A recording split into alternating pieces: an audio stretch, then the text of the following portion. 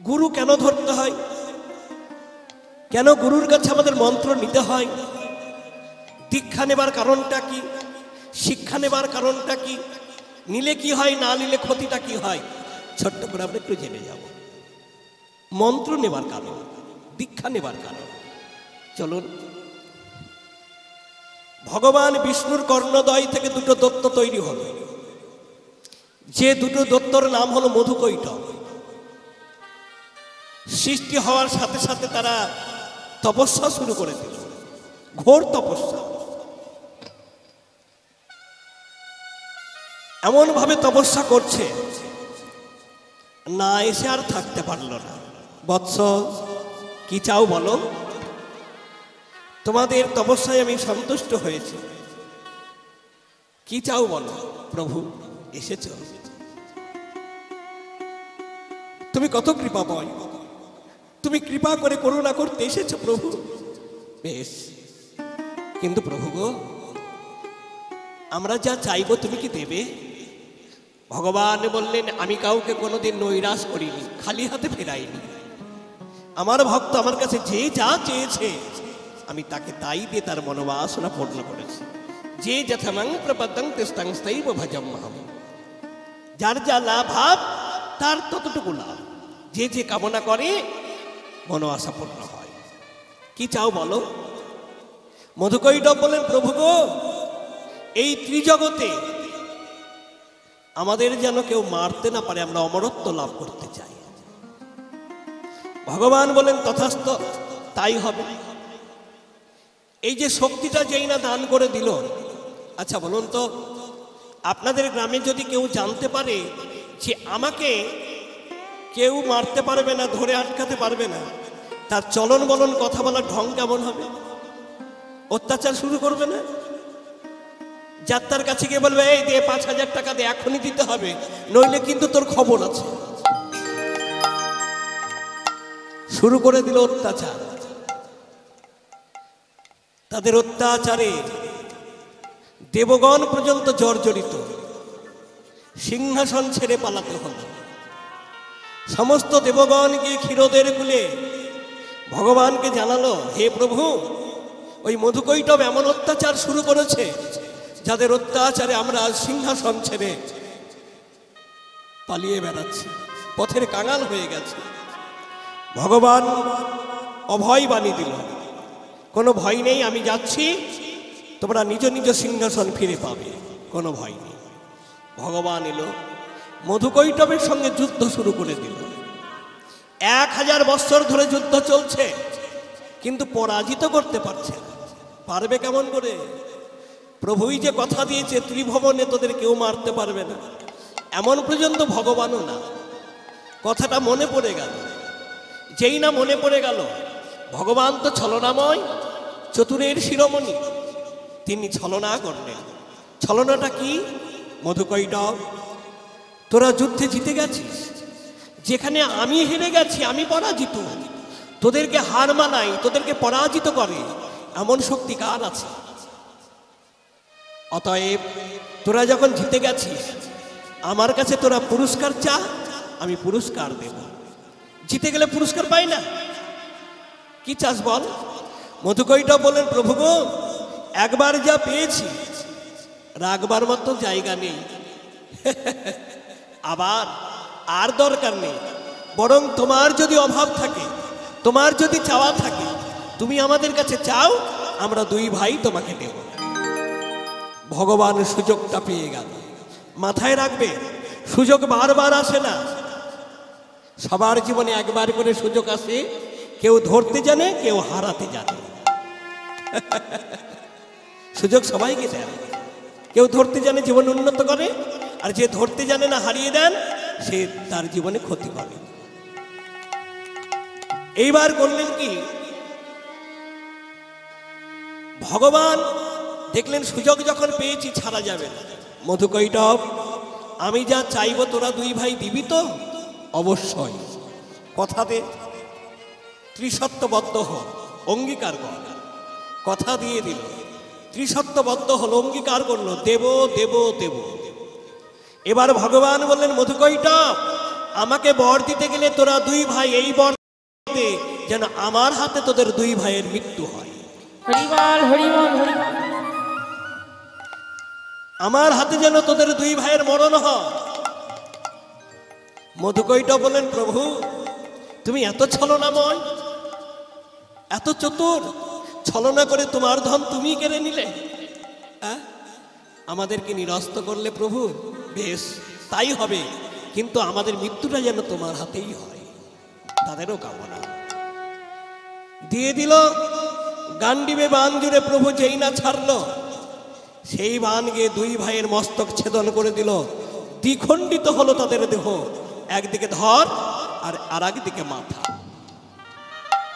এই যে মধুকৈটবের বিশাল দেহ, এত বিশাল দেহ, দেখবেন মোটা শরীর হলে কি হয়, সেই দেহে চর্বি জমে যায় না? তো মধুকৈটবের দেহে বেশ চর্বি জমে গিয়েছে। চর্বির আর এক নাম হলো মেদ। দ্বিখণ্ডিত যখন হয়েছে তখন ওই মেদ বলতে শুরু করেছে। আর একটা কথা মাথায় রাখবেন, যখন এই যুদ্ধটা চলছে তখন কিন্তু এই পৃথিবীর সৃষ্টি হয়নি, সারা বিশ্ব জল আর জল। হ্যাঁ, তো ওই মেদ গোলছার জলে পড়ছে, চর্বি গোলছার জলে পড়ছে, পড়তে পড়তে একটা দ্বীপ তৈরি হলো, যে দ্বীপের নাম হলো মেদিনী। মেদিনী হলো কেন? মেদ থেকে তৈরি হলো, তার জন্য তার নাম হলো মেদিনী। যে মেদিনী খ্যাতি আজকে এই পৃথিবী নামে। এই পৃথিবীর সৃষ্টি কোথায় থেকে? মধুকৈটবের চর্বি বা মেদ থেকে। জানতে পারলাম নিগুড় তত্ত্ব, যে পৃথিবীর উপরে আমরা ঘর দুয়ার বানিয়ে বসবাস করছি, চলাফেরা করছি, খেলাধুলা করছি, এই পৃথিবীটা সৃষ্টি হয়েছে মধুকৈটবের চর্বি বা মেদ থেকে, যার জন্য তার নাম হলো মেদিনী। এইবার মাথা দুটো শূন্য পথে ভেসে বেড়াচ্ছে আর বলছে, প্রভু গো, ওই বুড়ো ব্রহ্মা তোমার আদেশে দিনে 56 কোটি জীব সৃষ্টি করবে। দিনে 56 কোটি জীব, ওই 56 কোটি জীবের মধ্যে শ্রেষ্ঠ জীব হবে মনুষ্য জীব। মাথায় রাখলেন, 56 কোটি জীবের মধ্যে শ্রেষ্ঠ জীব হচ্ছে এই মনুষ্য জীব। যখন মনুষ্য জীব সৃষ্টি হবে তখন আমরা দুই ভাই করব কি, ওই শ্রেষ্ঠ জাতি, উত্তম জাতি, ওই মানব জাতির দুই কর্ণে আমরা দুই ভাই গিয়ে প্রবেশ করব। কত সুন্দর জায়গা, যেখানে রৌদ্র লাগবে না, বৃষ্টি পড়বে না, কোনো ভয় নেই, খুব সুন্দর জায়গা, সেখানে থাকবো। ভগবান বলেন সেখানে তো থাকা চলবে না। বলে কেন চলবে না? এই যে তুই তো বললি 56 কোটি জীবের মধ্যে শ্রেষ্ঠ জীব হচ্ছে মনুষ্য জীব, কিন্তু কেন শ্রেষ্ঠ জানিস? কেন? এই জীব যাবে একমাত্র ভুলকে আমার বন্দন অর্চন কীর্তন সেবা করবার জন্য। তো মধুকৈটব, তোরা দুই ভাই যদি ওই দেহে থাকিস তাহলে সেই দেহটা হবে আসুরি দেহ, অসুরযুক্ত দেহ। অসুরযুক্ত দেহ নিয়ে তো আমার ভজন হবে না, আমার সেবা হবে না, আমার অর্চন হবে না, আমার কীর্তন হবে না। অতএব সেখানে তোদের থাকা চলবে না। মধুকৈটব বললেন, প্রভু গো, আমরা ততদিনই থাকবো। কতদিন? যতদিন জীব গুরু ঘরে না যাবে। কোনো ভাগ্যবান ভাগ্যবতী যদি একবার গুরু ঘরে যায়, গুরু ঘরে গিয়ে গুরুর চরণে যদি নিজেকে সঁপে দিতে পারে, গুরুদেব কৃপা করে সেই দেহটা বক্ষ মাঝে জড়িয়ে ধরে সেই কর্ণে মুখ দিয়ে যেই না তোমার নাম শোনাবে, আর কর্ণে তোমার নাম যাওয়ার সাথে সাথে তখনই আমরা কর্ণ থেকে বেরিয়ে যাব, সেই দেহ ছেড়ে চলে যাব, আর তখনই হবে দেহটা শুদ্ধ স্বচ্ছ নির্মল পবিত্র পরিষ্কার, তোমার ভজনের অধিকারী। নিতাই গৌর হরি হরি হরি হরি। আর তখন সেই শুদ্ধ দেহ নিয়ে তোমার ভজন অর্চন বন্দন কীর্তন গাইবে, তখনই হবে তাদের জীবন ধন্য। তাহলে জানা গেল মন্ত্র নেবার কারণ, দীক্ষা নেবার কারণ। যতদিন আমরা মন্ত্র না নিই, দীক্ষিত না হই, ততদিন ওই অসুর দুটো আমাদের মধ্যে বসবাস করে। আর আসুরি দেহ হলে বুঝতে পারছেন অবস্থাটা কি। তাই মহাজন বললেন, ভজন অর্চন বন্দন করতে গেলে আগে গুরু ঘরে যাও, গুরুর চরণে সঁপে দাও, সঁপে দিয়ে এই হরিনামের খেলা খেলো, তোমার দেহটা হবে শুদ্ধ স্বচ্ছ নির্মল পরিষ্কার পবিত্র। আর যত খেলা খেলবে তুমি তত আনন্দ পাবে। বলো রে বদনে কৃষ্ণ বলো রে, বলনে বলনে কৃষ্ণ বলনে, বলো রে বদনে হরি বলো রে, একবারে বলনে বলনে হরি বলনে। কৃষ্ণ বলো, কৃষ্ণ বলো ভাই, কৃষ্ণ নাম বিনা জীবের কোনো গতি নাই। কৃষ্ণ বল, কৃষ্ণ বল, কৃষ্ণ বল ভাই, কৃষ্ণ নাম বিনা জীবের কোনো গতি নাই। একবার হরি বলো, হরি বলো, হরি বলো ভাই, হরি নাম বিনা জীবের কোনো গতি নাই। হরি বলো, হরি বলো, হরি বলো ভাই, হরি নাম বিনা জীবের কোনো গতি নাই। বলো রে বদনে বদনে বদনে,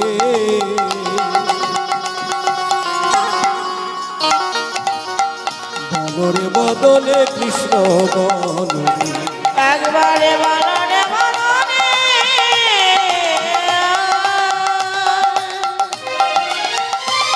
কৃষ্ণ বলনে, হরি বলো রে, হরি বলনে, হরি বলো রে, হরি বল, কৃষ্ণ বলো রে, হরি হরি বল, হরি হরি, হরি হরি বল, হরি হরি, হরি হরি বল। তিনবার বলতে হয় কেন? শত রজতম, এই যে তিন গুণের অধিকারী, তোমরা তিনবার হরিধ্বনি করো, জীবন ধন্য হবে। হরি বল, হরি বল। অনেকে বলবেন হরি আছে নাকি যে হরির নাম করব? কৃষ্ণ আছে নাকি যে কৃষ্ণ নাম করব? কৃষ্ণ কোথায়? কেউ দেখেছেন? আমাকেই যদি প্রশ্ন করেন যে কীর্তনিয়া, আপনি তো এখানে সেখানে 4 ঘন্টা করে কীর্তন করেন, কিন্তু কৃষ্ণকে দেখেছেন? কি বলবো?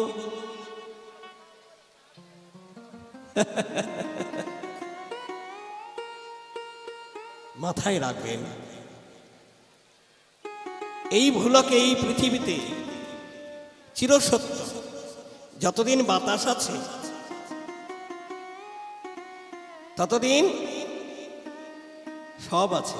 বাতাসটা যদি বন্ধ হয়ে যায়, আর কারো বেঁচে থাকবার অধিকার থাকবে? বেঁচে থাকতে পারবে? কিন্তু বাতাসকে আপনারা চোখে দেখেছেন? কেউ দেখেছেন চোখে? যে বাতাস ছাড়া এক বিন্দু কেউ চলতে ফিরতে পারবে না, কিন্তু সেই বাতাসকে কেউ চোখে দেখেছেন? বাতাসকে যেমন চোখে দেখা যায় না, কিন্তু অনুভব করা যায় যখন গাছের পাতাগুলো নড়ে। তদ্রূপ ভগবান রণে বনে জলে জঙ্গলে সদা সর্বদাই বিরাজিত, ডাকলেই তার পাওয়া যায়। একজন আমার মতো মূর্খ, তার মনে প্রশ্ন জাগলো, শুনেছি ভগবানের কৃপা ছাড়া নাকি একটা গাছের পাতাও নড়ে না। তো তুমি কেমন ভগবান? আমি তোমাকে পরীক্ষা না করেও ছাড়ব না। তোমার কৃপা ছাড়া যদি গাছের পাতা না নড়ে, তাহলে আমি পরীক্ষা করে জানতে চাই তুমি সত্যই আছো কি। পরীক্ষা করবার জন্য কি করলেন? বেটা প্রতিজ্ঞা করলেন, আমি খাবো না, তোমাকে খাওয়াতে হবে। আমি খাবো না, তুমি যদি আমাকে খাওয়াতে পারো তবেই জানবো তুমি আছো। দেখি বা না দেখি মেনে নেব তুমি আছো। তো মনে মনে চিন্তা করলেন, আমি যদি বাড়িতে থাকি তাহলে বউ বাচ্চা জোর করে আমাকে গেলাবে। ছেলে বলবে, বাবা ও বাবা রাগ করে না, খাও খাও। কতক্ষণ? যদি খেয়ে নি, তার মানে আমি সংসারেই থাকবো না। লোকালয়ে যদি ঘুরে বেড়াই কেউ না কেউ আমাকে জোর করে ধরে নিয়ে গিয়ে খাওয়াতে পারে। তার মানে আমি লোকালয়েও থাকবো না। জঙ্গলের মধ্যে গিয়ে একটি গাছের ওপরে উঠে বসলেন, কেউ যেন তাকে না দেখতে পায়। তার প্রতিজ্ঞা কি? আমি খাবো না, তোমাকে খাওয়াতে হবে। খুব মন দিয়ে শুনবেন কথাগুলো। তুমি আছো কিনা তোমাকে পরীক্ষা না করে ছাড়বো না। তো বেটা সংসার থেকে বেরিয়ে গিয়ে, লোকালয় থেকে আড়ালে গিয়ে জঙ্গলের মধ্যে একটি গাছের ওপরে উঠে বসলেন।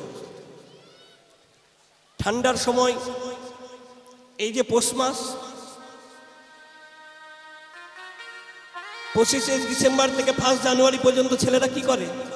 একটু পিকনিক ভালোবাসে। ঠান্ডার সময় পৌষ মাস, তো কিছু চ্যাংড়া ছেলেরা ওই পিকনিকের আয়োজন করেছে। করবি কর, ওই বেটা যে গাছের ওপরে আছে ওই গাছতলায় ভালো ভালো খাবারের অ্যারেঞ্জমেন্ট করেছে, সুন্দর সুন্দর খাবার। ও বেটা গাছ থেকে সব দেখছে, কিন্তু আমি তো খাবো না, তোমাকে খাওয়াতে হবে। দেখি তুমি কেমন ভগবান, তবেই তো মানবো তুমি আছো। খাবার দাবার তৈরি হয়ে গেল, পাতা পেরেছে, সবাই বসবে। এমন সময় হিংস্র পশুর ডাক। কোনো ছেলে আর খাবে?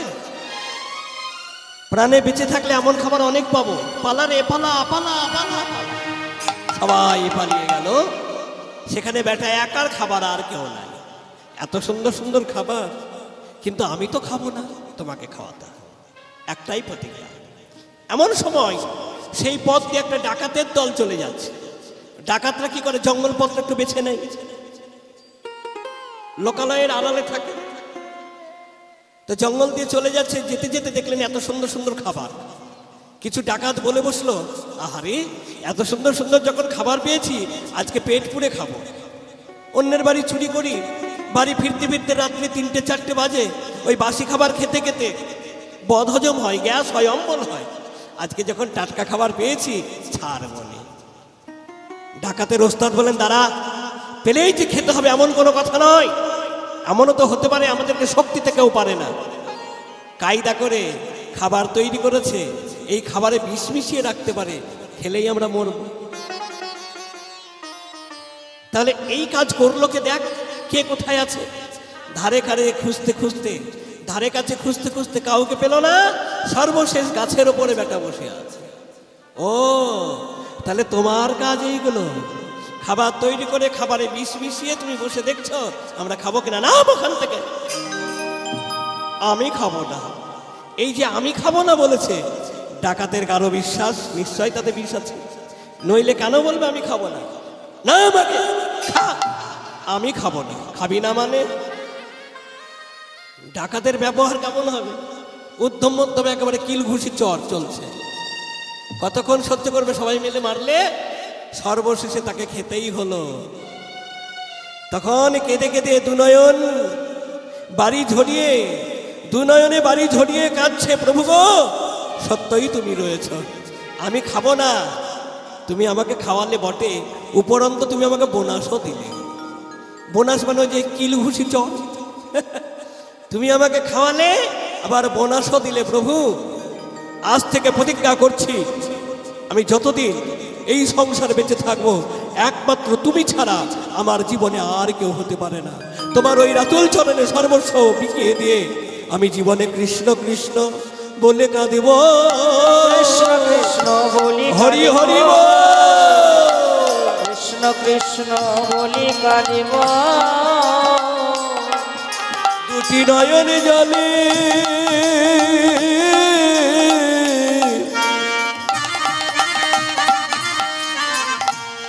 ভেসে ভেসে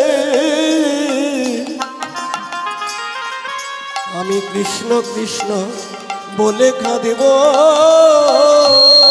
দুটি নয়নে জলে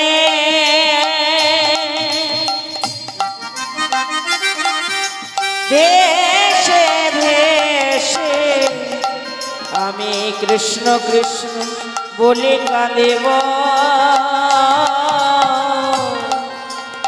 আমার নয়নের জল ছাড়া প্রভু গো, নয়নের জল ছাড়া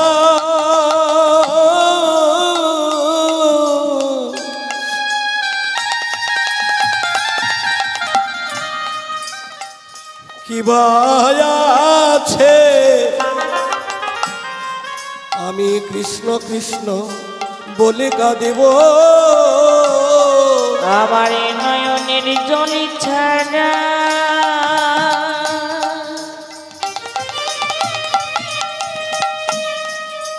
কি মায়া আছে আমি কৃষ্ণ কৃষ্ণ বলে কাঁদেব জল ছাড়া কি হরি হরি মায়া আছে? কৃষ্ণ কৃষ্ণ বলে নয়নে জল ছাড়া কি মায়া আছে কৃষ্ণ কৃষ্ণ বলে কাঁদেব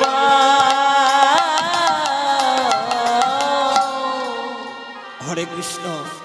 তাই আপনাদের চরণে আমার বিনয় প্রার্থনা, যতদিন সংসারে থাকবেন প্রভুর কাছে এই কামনা করুন, প্রভু গো, যে সংসারে তুমি পাঠিয়েছ এই সংসারটা কিন্তু আমার নয়। সংসারটা কি আমার? সংসার ছিল, সংসার আছে, সংসার থাকবে। একদিন সংসার আমি ছিলাম না, একদিন আমি থাকবও না। তুমি কৃপা করে পাঠিয়েছো তাই আমি এসেছি। তো প্রভু, তুমি যতদিন কৃপা করে রেখেছো ততদিন আছি, তুমি না রাখলে আমার থাকবার মতো কোনো শক্তি নেই। তো প্রভু গো, যতদিন তুমি কৃপা করে রেখেছো তোমার চরণে আমার এই প্রার্থনা, ততদিন যেন তোমার চরণে মনপ্রাণ বিকিয়ে দিয়ে দুটি নয়ন বাড়ি বর্ষণ করে বদনে একবার কৃষ্ণ বলে কেঁদে যেতে পারে। হরিবল হরিবল হরিবল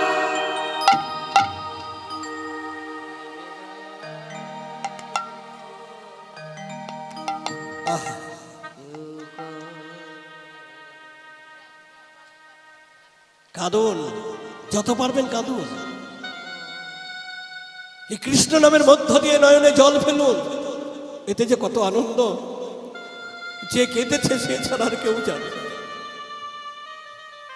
মায়ায় মোহিত হয়ে স্ত্রীপুত্র কন্যার জন্য কাঁদবেন না, কখনো নয়। যতই আপনি মনে করেন যে ছেলে আমাকে ভালোবাসে, মেয়ে আমাকে ভালোবাসে, জামাই আমাকে ভালোবাসে, বন্ধু আমাকে ভালোবাসে, কখনো নয়। ভালোবাসার মানুষ একমাত্র পরমাত্মা ভগবান কৃষ্ণ। যতদিন আপনার এই দেহ বাড়িতে তিনি আছে ততদিন আপনার মান আছে, সম্মান আছে, আদর আছে, কদর আছে, সোহাগ আছে, ভালোবাসা আছে। যেদিন তিনি এই বাড়িটা ছেড়ে চলে যাবে, যতই আপনি ধনবান, গুণবান, বলবান হন না কেন, যতই আপনি সুন্দর সুন্দরী হন না কেন, সেদিন আপনার আর জায়গা হবে না। কেউ জড়িয়ে ধরে কাঁদবে না, বাবা কোথায় যাবে, কার কাছে যাবে, কে তোমার দেখাশোনা করবে, কে তোমায় ডেকে ডেকে খাওয়াবে, একবারও বলবে না। ওই আপনার দেহটা ধরে কাঁদবে। কেন কাঁদবে জানেন? শুধু নিজের জন্য কাঁদবে। বাবা তুমি যে চলে গেলে আমাকে কে দেখবে, কিন্তু আপনার জন্য কাঁদবে না। ছেলে কাঁদবে, বাবা তুমি চলে গেলে আমার কি হবে। স্ত্রী কাঁদবে, ওগো তুমি চলে গেলে আমাকে আর দেখাশোনা কে করবে। তাহলে সবাই কাঁদছে নিজের জন্য, আপনার জন্য কেউ কাঁদছে না। তাহলে কাঁদতে গেলে কাঁদুন, কৃষ্ণ বলে কাঁদুন। জগতে মায়ার হয়ে আপনারা যেন কেউ কাঁদবেন না। একটা হতভাগ্য বাবা, একমাত্র সন্তান, ছেলেকে খুব ভালোবাসে। ছেলের জন্য সে কোনোদিন কোথাও যায়নি। জীবনে ভেবে নিয়েছে এই ছেলেই আমার সব,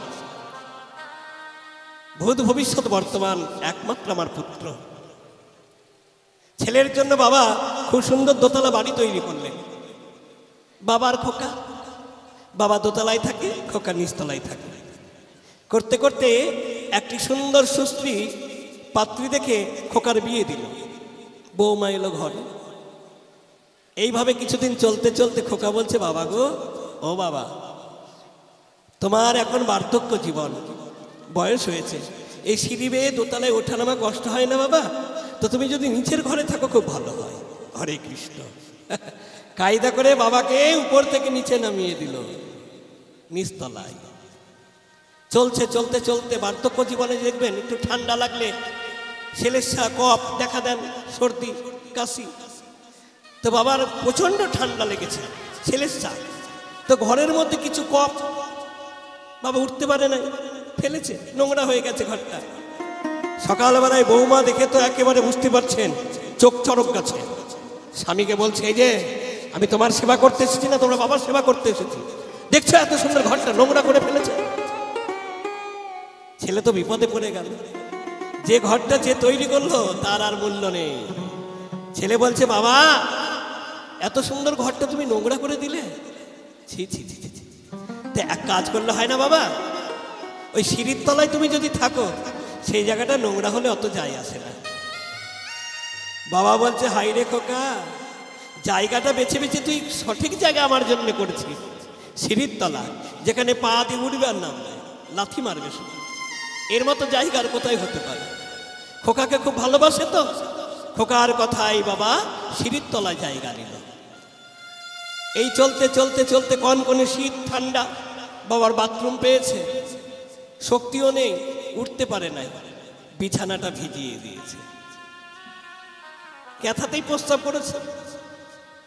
পরের দিন সকালবেলায় একেবারে কুরুক্ষেত্র লেগে গেল। খোকা বলছে, বাবা এত সুন্দর জায়গাটা বিছানাটা তুমি নোংরা করে ফেললে, তোমার জন্য আমি চিন্তাধারা করেছি ওই গোয়াল ঘর ওই বাথরুমের পাশে, ওইখানে থাকবে, যেতে কোনো সময় লাগবে না, আর না গেলেও কোনো ক্ষতি নেই। ওই বাথরুমটা তুমি যদি যেতে পারো ভালো কথা, না গেলে ওই গোয়াল ঘর নোংরা হলে আমার জীবনে কোনো যায় আসে না। ছেলেকে ভালোবাসে তো, ভালোবাসতে বাসতে এমন ভালোবেসেছে, ছেলের কথায় গোয়াল ঘরে জায়গা দিল। কনকনে শীতের মধ্যে তারা দোতলায় থাকে, খাটের উপরে লেপ ঢাকা দিয়ে, বাবা কনকনে শীতের মধ্যে কি কেমন আছে একবার খোঁজ নেয়।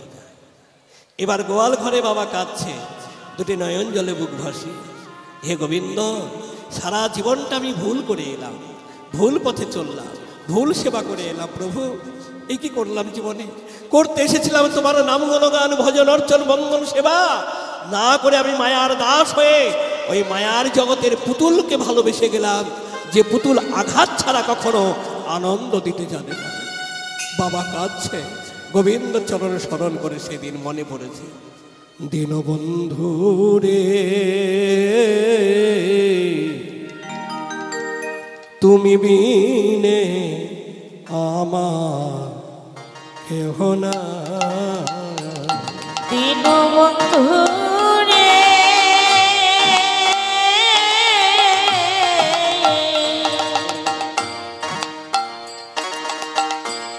তুমি বিনি আমার কেহ না, দীনবন্ধু রে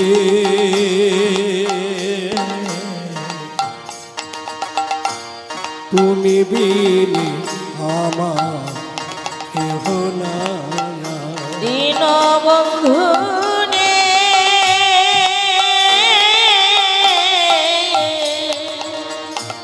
তুমি বিনি আমার কেহ না,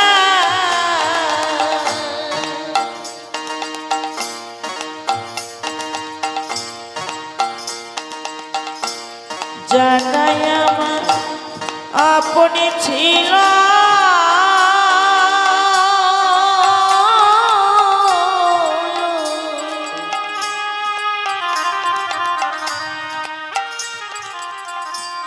তারাই আমায় ফেলে দিল,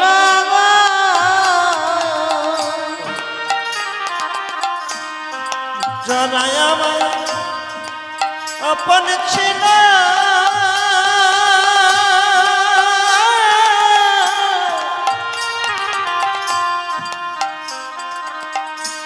তারা আমায় ফেলে দিল,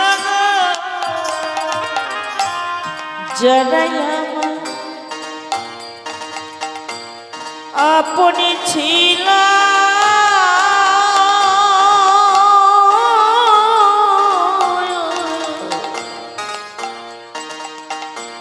তারাই আমায় ফেলে দিল,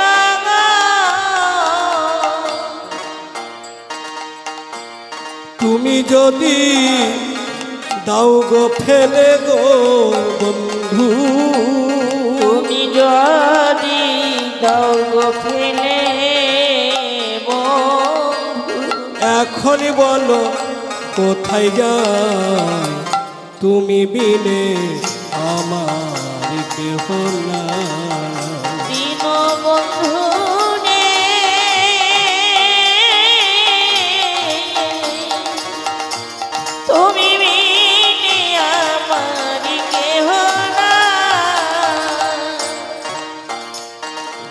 বন্ধুরে তুমি বিনে আমার কেহ না। দীনবন্ধু রে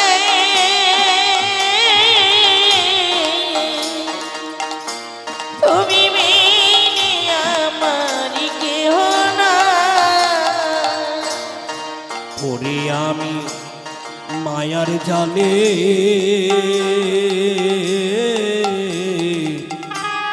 আমি তোমায় রইলাম ভুলে গো। ঘুরিয়া মায়ারি জালে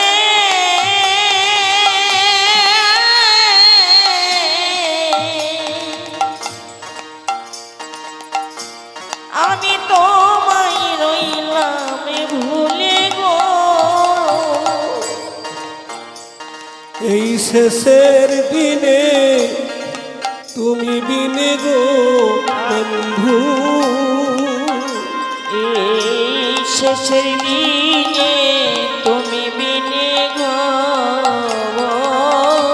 এই শেষের দিনে তুমি বিনে গো বন্ধু। সেদিনে তুমি বিনে গো।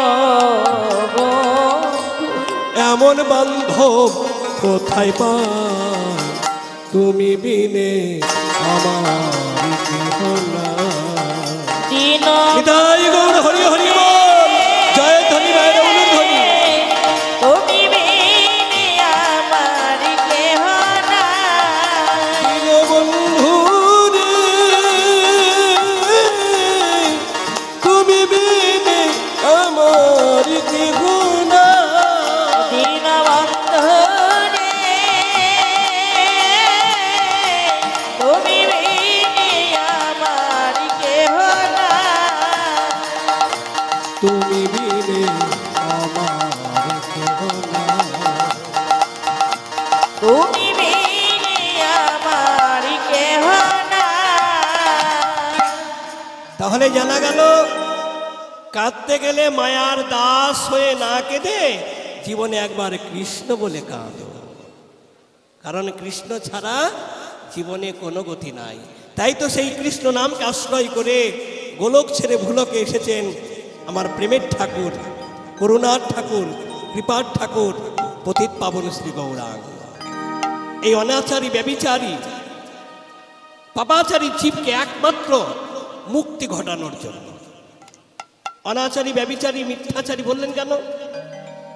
এরা সত্যের চাইতে মিথ্যা বেশি বলে, সতের চাইতে অসৎসঙ্গ বেশি করে, সুকর্ম করার চাইতে কুকর্ম বেশি করে, ন্যায়ের চেয়ে অন্যায় বেশি করে। তাহলে যে এই যে পাপ, এই পাপাচারী জীব মুক্তি পাবে কিসে? একমাত্র হরি নামে। তাই প্রভু আমার পারিষদ ভক্তবর্গ শ্রীখল করতাল নিয়ে খেলা খেলছে সুরধ্বনির তীরে। খেলায় বিনোদ খেলা, খেলায় বিনোদ খেলা, খেলায় বিনোদ খেলা, খেলায় বিনোদ খেলা। আমার ঘোড়া বনমালী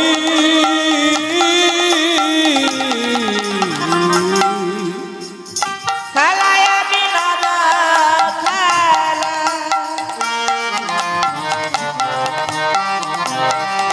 আমার গোড়া বনমালী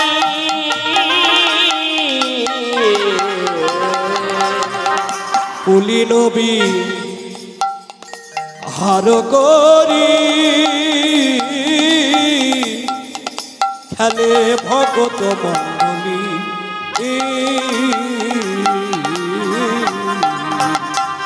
কুলে নলে আর পারে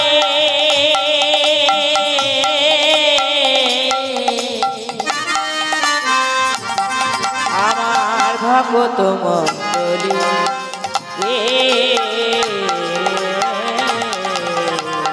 হরি নামের খেলা খেলিছে, হরি নামের খেলা খেলি, হরি নামের খেলা খেলিছে, হরি নামের খেলা খেলি। ওগো ভক্তগণের সঙ্গে লয়ে নামের খেলা খেলিছে ও গো ভক্তগণ সঙ্গে লয়ে নামের খেলা খেলিছে দুটো হেমনন্দ বাহু তুলে নামের খেলা খেলিছে দুটি হেমেরন্দ বাহু ও তুলে বল হরি বল হরি বলে হরি হরি হরি বল হেমেরন্দ বাহু তুলে বল হরি বল হরি বলে হেমেরন্দ বাহু তুলে বল হরি বল হরি বলে নামের খেলা খেলিছে হরি নামের খেলা খেলিছে